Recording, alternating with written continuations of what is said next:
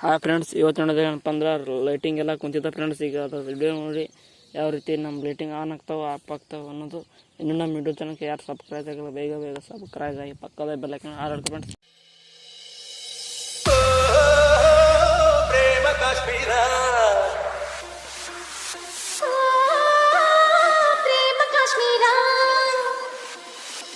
ಕಾಶ್ಮೀರದಲ್ಲಿ